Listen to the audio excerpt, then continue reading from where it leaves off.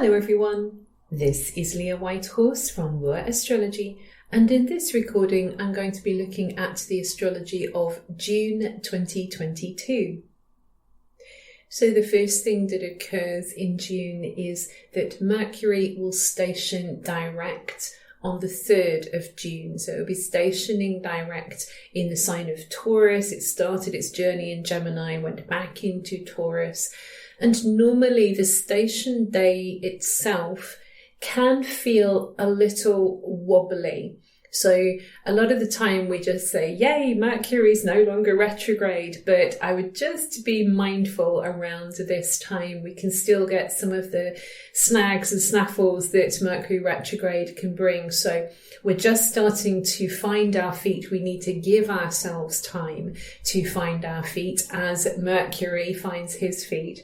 And Mercury will be in the shadow zone up until around the 19th of June. So it's going to take a little while just for us to get moving again and to ensure that we've completed the cycle fully. On the 4th of June, though, Saturn will station retrograde. This is the yearly retrograde. Every year, Saturn will retrograde for around 5 months. So Saturn will be retrograde up until the end of October this year. And like any planet, when it is in retrograde motion, it means that it's time for us to internalize, to go within and explore, in this case, Saturn themes. So we need to be looking at our foundations, the structures that we have set up in our lives. Do we feel that we are supported and supporting ourselves? Do the foundations that we have in place feel safe? Do they feel wobbly? Do we feel like we're not sure what we're doing? Do we feel like we're not accomplishing anything? Do we feel like we're managing things or not? So all these kinds of questions come into play when Saturn is retrograde. And as Saturn is currently moving through Aquarius, for all of us, we're doing a lot of this work because we are needing to get everything in place for the future. This is the Aquarius energy in play. We've got to get things sorted out now so that we can have the future that we plan for ourselves and the things that we want to accomplish. And so as Saturn stations retrograde, we get something like a reality check. It might be that there's something going on in our lives that we're struggling with. We can see the obstacle, we can see the block. But Saturn says, you've got to go inwards to resolve this problem, to resolve this dilemma. You can do it as well. The other thing with Saturn, because we often, talk down about Saturn and we sort of moan about him because he's a stern teacher, but Saturn really knows what we are capable of, and that is why we are often pushed by Saturn to get things in order, to realize what we are able to do and to recognize our abilities and our responsibilities as well. It's all about being accountable to ourselves. So often we don't like these words, responsibility, accountability. It all feels a bit hard, but if we do the hard stuff, if we do the hard work, then that is going to really set us up for the future. I do have a big article on my website where I talk about the stages of the Saturn retrograde, and I've updated that now for this year so you can see which dates are most important during the retrograde period. On the 13th of June, Mercury direct now will re-enter Gemini. So still going over the old ground because he was here before. But now we get a bit of a change in how we think.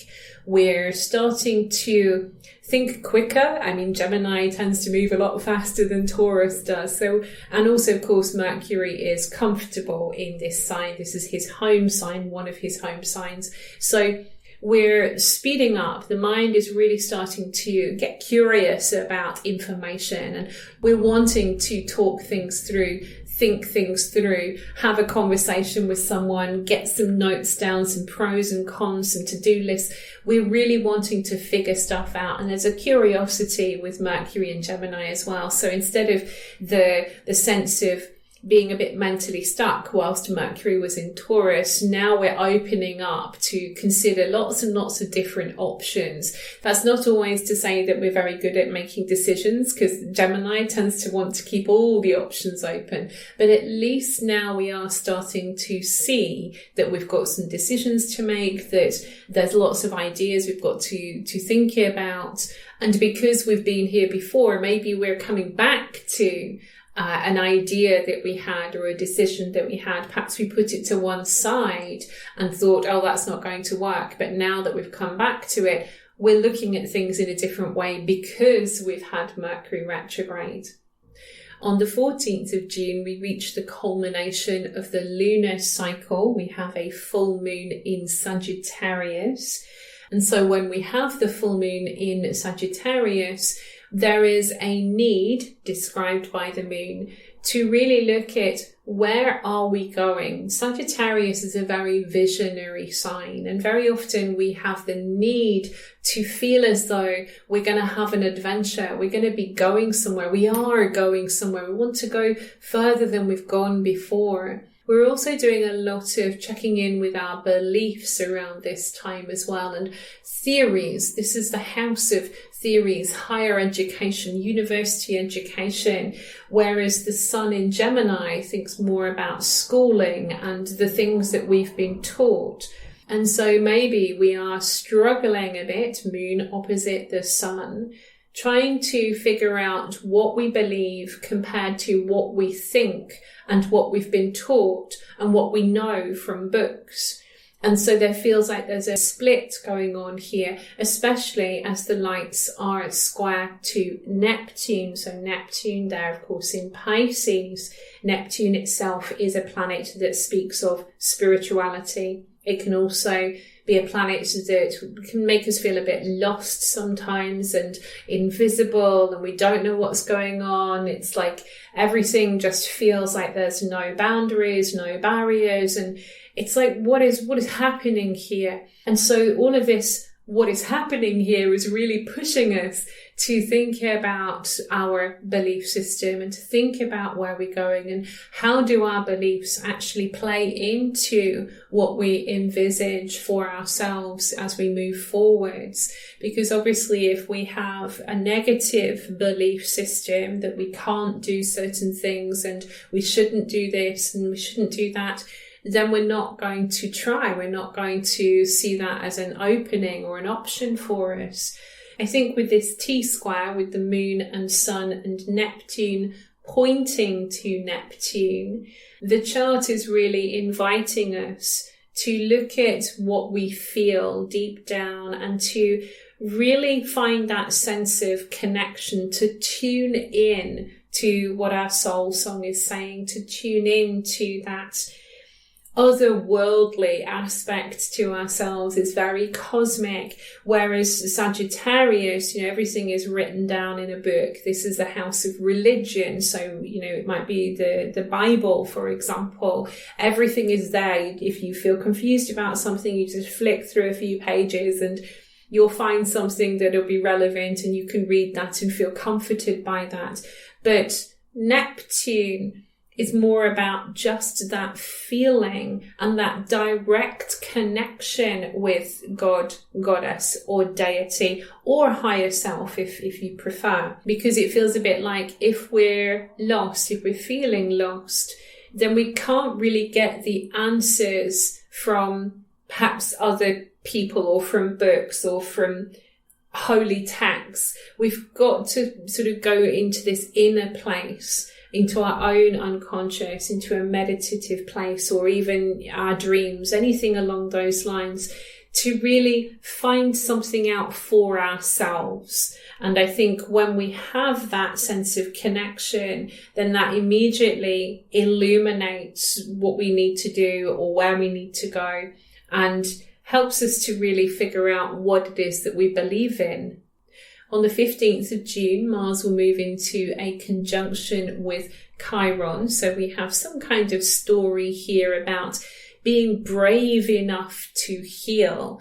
Sometimes we don't want to deal with the things that have hurt us or that make us feel wounded and vulnerable because we don't want to feel vulnerable. We want to feel strong with Mars. But now there is this push for us to really get into it, to really look at what is it that we have been defining as a weakness, which actually might be a strength.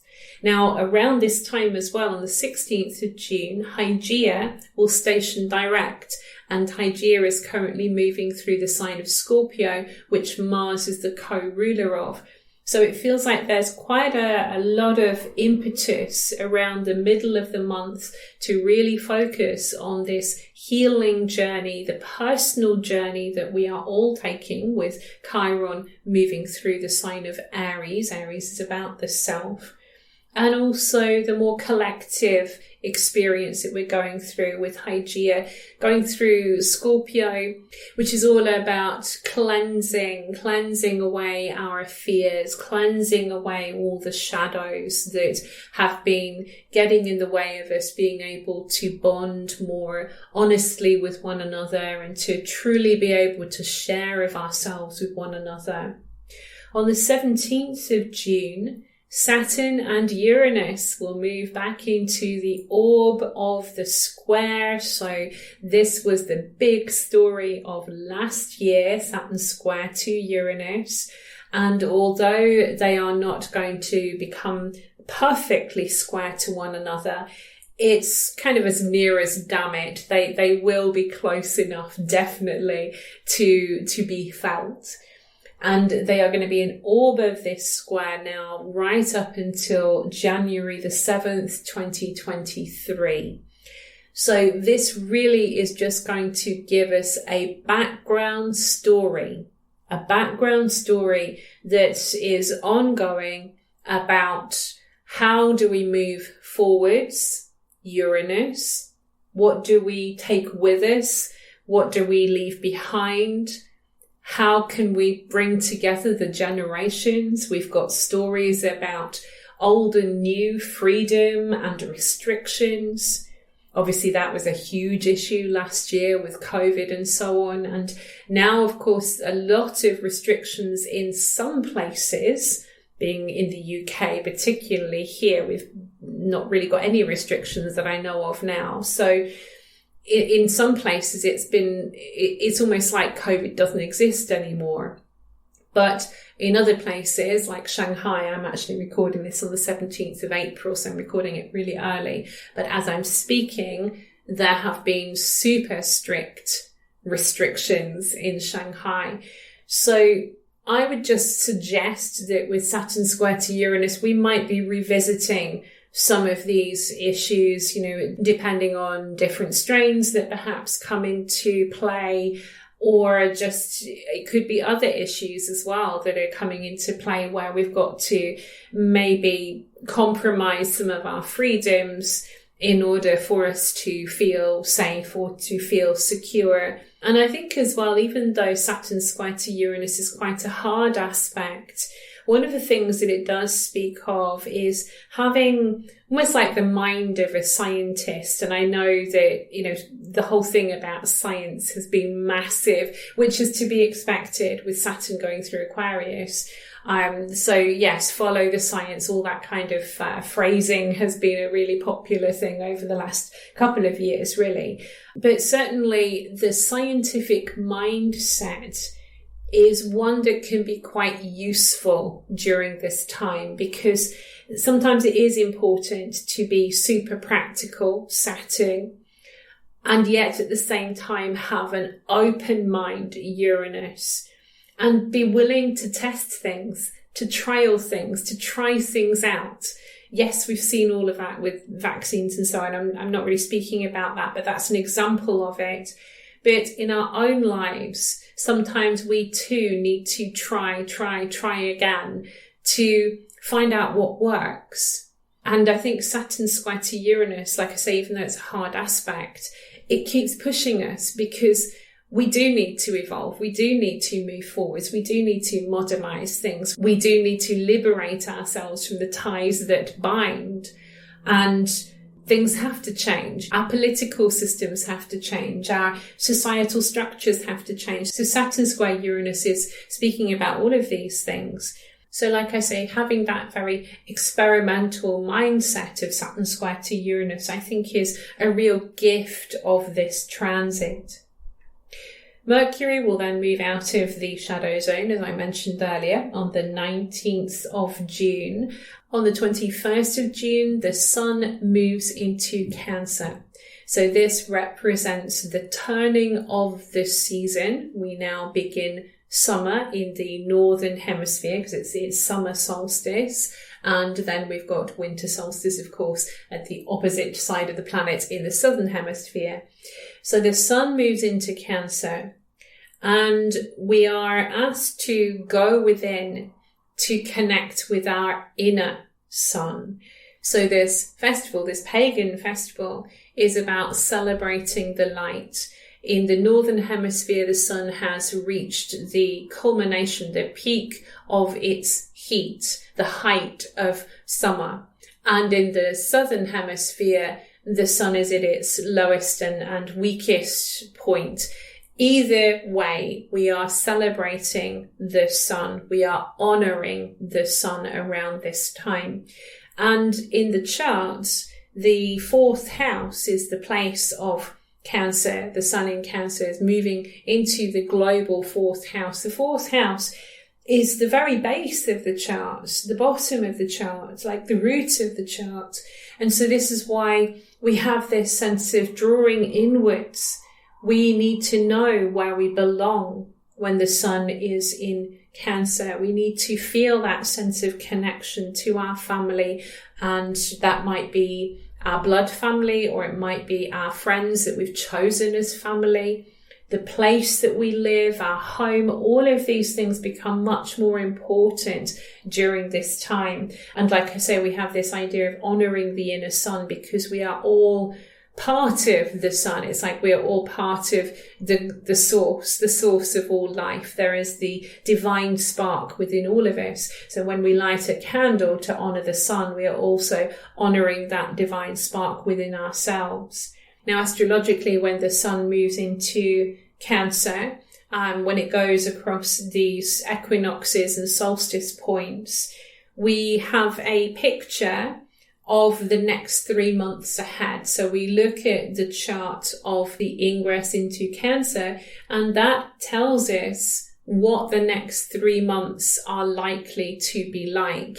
And if you cast the chart from a place such as Washington, London, Moscow, Adelaide, Melbourne, wherever, then you're going to get a very good idea of how things are going to unfold in those places over the next 3 months. So I'm looking at the global chart for everybody, for all of us, because it's set at 0 Aries. Now, what I noticed with this chart is that the ingress of the sun into Cancer is going to be right on the heels of the last quarter moon. The last quarter moon was actually in Pisces. So by the time that the sun has moved into Cancer, the moon has moved into Aries. So we still have a square between the sun and the moon.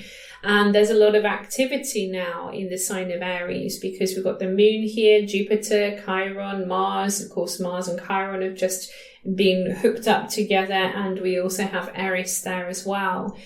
And so we could say that possibly this next quarter for us globally has something to do almost like with defending territories. We've got Aries who kind of fights for what it wants, and then the territory is Cancer, maybe defending territories. Maybe there is a lot of heat still in the atmosphere with conflicts and all the problems that we've been having. But at the same time, also, it feels like a very proactive period that we're all trying to get a lot done, personally and also collectively. We're all trying to move move forwards and to keep things going and yes, to keep fighting for what we want, for what we need, and for what we believe is truly important. But yeah, it does feel somewhat heated. I'm also noticing that Sedna is now anoretic, and she is hanging out on that degree for a long period of time, the final degree of Taurus. But, I think it's important that we just pay attention to that, because I've just mentioned the heat, and Sedna on this final degree of Taurus could be speaking about our climate issues as well. So it's possible there might be some heat advisories around this time, or maybe some excessive heat in places.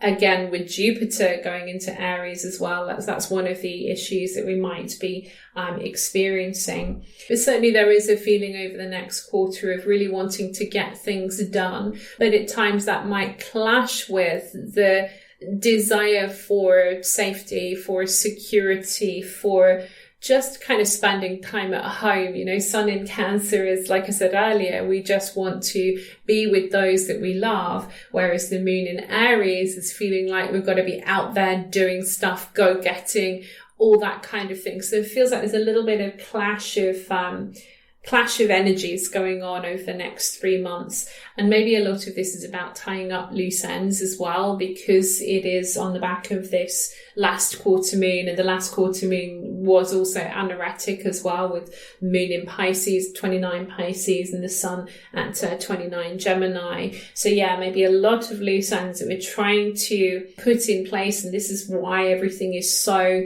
kind of animated and proactive and needs to be done. But part of us is just feeling like I just want to put my slippers on and chill out at home.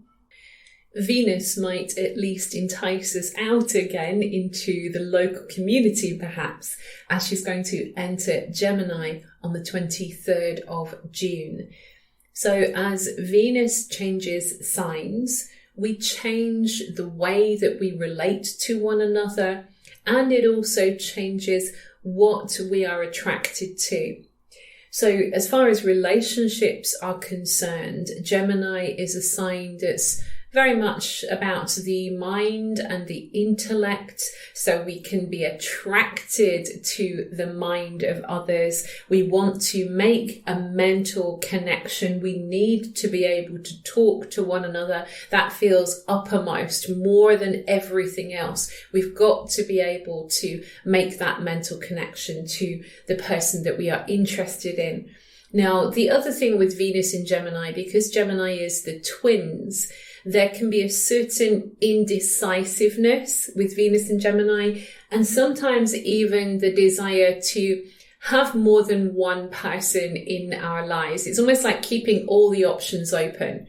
So that can be the struggle sometimes with Venus in Gemini, whether it's to do with relationships and an actual person that we're with. We kind of don't know whether we want to commit because we're still wanting to keep that door open just in case someone else better comes along, or we're really finding ourselves struggling to choose between the things that we are interested in, the hobbies or the projects that we've got going on, the interests that we have. We're kind of interested in everything, remembering that Gemini is a very curious sign. So Venus going into Gemini, it's like my heart is being pulled in all these different directions because all these things look really interesting.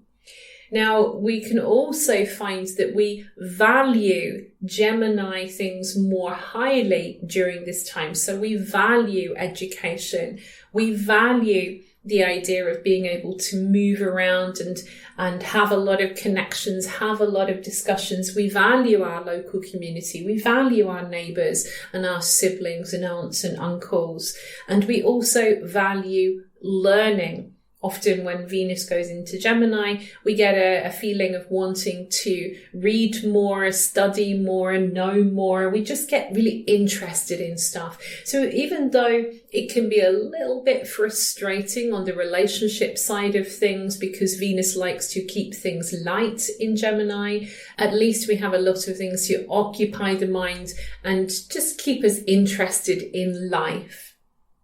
Mars forms a sextile to Saturn on the 27th of June. This is an excellent aspect for working hard on things. Mars has all the energy and the strength, the drive, the will, the passion, and Saturn is about pouring all of that into something that is concrete, real, tangible. Saturn is about good management and accomplishment. So you get the two together and we've got an excellent aspect for muscle building, possibly literally if you're doing some kind of weight training.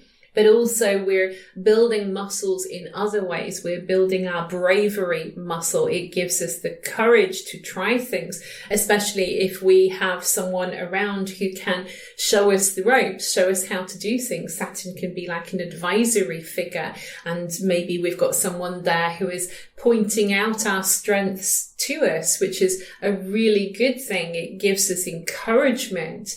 So Mars sextile Saturn is a really hard-working aspect. So it's the perfect time if there's a job that you've been kind of procrastinating over, use this aspect to get really stuck in with it. The only perhaps more challenging side to this aspect is that Mars is also going to be conjunct Eris around this time, actually on the 28th of June. So Mars is triggering Eris, and Eris herself likes to press our buttons. So yes, maybe there is a bit of disruption around this time that we're dealing with, but because Mars is anchored by Saturn, there is a sense that we can deal with whatever comes up. You know, whatever the disruption is, whatever the triggers are, whatever the frustration is, Saturn is going to imbue this atmosphere with a very mature response to things. Mars can sometimes be impulsive. Mars can be impetuous. It's a very youthful kind of planet, whereas Saturn is old father time. So he's giving us the wisdom of experience, almost like Saturn is saying, I've seen this before. We've seen these kinds of things happening before. So now we know how to deal with them. We know the best way to deal with them. Neptune stations retrograde on June the 28th and will be in retrograde motion for around 5 months up until December the 3rd, 2022. This is a yearly occurrence when Neptune is retrograde. Now, during this time, what is happening is that we are being asked once again to go within. And now we are being asked to look at what dreams or ideals are we trying to bring into reality that in fact cannot be brought into reality because they are unrealistic. In forward motion, Neptune gives us these ideals, these dreams, this wonder of the imagination. It gives us the inspiration. It gives us that sense of meaningfulness, and that inspires us to take the ideas that we have from our imagination and bring them out into the world. But there are some things that just aren't possible for whatever reason. Maybe it's because actually we don't really want to do that. Maybe it was someone else that told us it would be a good idea, or we're trying to live up to the expectations of somebody else, or that there is a real world problem, a real world obstacle to the thing that we want to do that cannot be worked around. So when Neptune goes retrograde, it's almost like the tide is rushing out. And then on the beach, we start to see all of the shells and the starfish and the pebbles and all the gifts of the ocean. We get these gifts from Neptune, but only if we allow ourselves to release those dreams and ideals that don't serve us, that aren't going to work for us. We have to go through a process of letting go and surrendering when Neptune goes retrograde. Also, if we have been feeling things are meaningless, then when Neptune goes retrograde, it will invite us to check in with ourselves again, to go within, connect to our soul, connect to the spiritual part of ourselves, reconnect to our faith or spiritual practice so that we can find the meaning to our lives, to our experience. The final aspect of the month will be the new moon in Cancer, which takes place on the 29th of June. And the moon and sun will be square to Jupiter, and they will also be in a tight conjunction with Black Moon Lilith. I use the true position of Black Moon Lilith, and if you want to understand the difference between the true position and the mean position, I do have an article on my website. I will link it below. So at the new moon in Cancer, we are invited to set intentions that are connected with matters to do with home and family. Now, the square from the new moon to Jupiter, it has echoes of what I was saying about the ingress chart of the sun going into Cancer, that we feel as though there are so many things that we want to do, that we've got all of this personal growth going on, or the opportunity for personal growth with Jupiter in Aries. And yet at the same time, this sense of, I need to know where I belong. And in fact, with the new moon conjunct Black Moon Lilith, there may be a lot of stories coming out around this time of feeling a bit like the black sheep of the family. That phrase comes from the fact that in ye olden times, if a farmer had a flock of sheep and one of those sheep gave birth to a black lamb, then it was very difficult to sell the wool of that lamb. So it was kind of bad luck. It wasn't seen as a good thing. And also the colour black had very negative associations and so on. So with Black Moon Lilith, who is incredibly sensitive about rejection and wants to be accepted. She wanted to go into the Garden of Eden and to be with Adam. She wanted to be his wife, but she would not be badly treated for being who she was. And so there might be some stories around this time just coming up in our lives about reflecting on our family connections, what our family was like, how accepted we felt for being ourselves, and how that has affected our sense of belonging to ourselves. You know, we need to feel rooted. We need to feel connected. We need to feel at home in our own skin. And maybe some of these ideas, Jupiter in Aries, these plans that we have, these great plans for personal development, all the stuff that we want to do, all the adventures we want to have, perhaps some of them are actually stretching us out of shape because they're based on these false ideas of who we're supposed to be. And the pain of that, you know, Lilith is, in the Bible, she was referred to as the screech owl. So I often find that she has that sense of shrieking at us. She's shrieking at us that she must be accepted for who she is. And it's interesting as well that Black Moon Lilith is very hard to calculate astronomically. She's very hard to calculate. So the only time we really see her, like truly see her, we truly know where she is when she is conjunct the moon. And so it's almost like we're seeing what has been haunting us. Lilith can sometimes come up for haunting. So she is making us very aware. She's showing herself to us. And she has all of this raw, creative, passionate, magical, witchy power. She's incredibly potent. But if we're feeling as though we're not allowed to be ourselves, then our potency, our magic is kind of imploding within us and can become very self-destructive.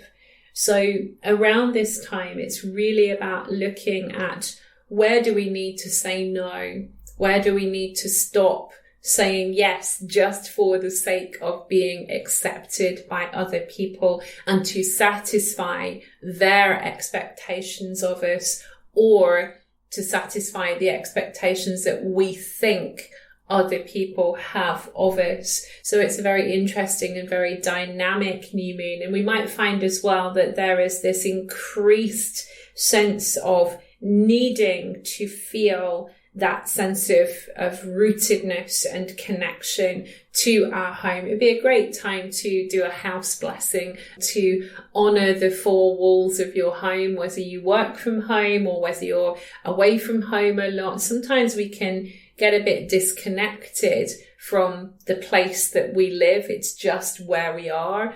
But this could be a really good time to intentionally reconnect with the spirit of your home, the protective spirit of your home. Address it, speak to it, thank it for protecting you and caring for you and sheltering you. And in doing that, you're also helping yourself to feel much more connected to where you are in your home, but also in your life as well.